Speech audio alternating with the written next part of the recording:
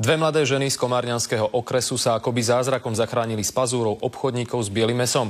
Ich známy im sľúbil prácu upratovačiek v jednom z viedenských hotelov. Realita bola iná.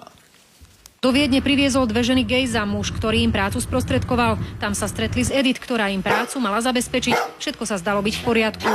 Že idú do hotelu pracovať ako upratovačky. Gejzi sa s ním odišiel trošku ďalej nabok rozprávať sa, zobral si peniaze. 800 eur to bola vraj taxa, ktorú Gejza za dve ženy od Edith zinkasoval. Potom odišiel preč. Prešli 2 dni a dievčatá stále nepracovali. Keď sa na tretí deň spýtali Edith, kde treba upratovať, dočkali sa šokujúcej odpovede.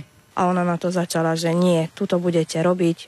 Kurvy, som mu povedala, že nie, preto sme prišli sem von, aby sme toto robili, ale robiť sme prišli, lebo doma máme deti. By nemuseli docestovať, keby chceli to robiť, stačí na Slovensku byť. Keď dievčatá prostitúciu odmietli, ich nová zamestnávateľka Edith ich uväznila na niekoľko dní v jednom zo svojich bytov. Povedal, že odtiaľ dovtedy nemôžeme odísť, dokedy nevyplatia mu naspäť peniaze. Šťastím nešťastí bolo, že dve ženy si tam hneď našli 2 nápadníkov. Jeden z nich bol Editiným nevlastným synom. Muži získali kľúč od Editinho bytu a dievčatá vyslobodili. Úplne domov do Komárna nás doniesli.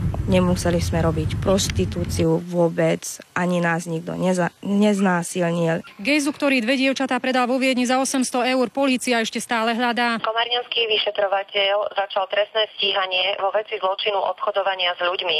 V prípade dokázania viny hrozí páchateľovi v tomto prípade väzenie na 4 až 10 rokov. Dokedy ja žijem, ten Gejza nebude mať pokoj odo mňa. Nech ho len zavrú a nikdy viac nepustia. Z Hliníka Denisa Cibulka, televízia Markíza.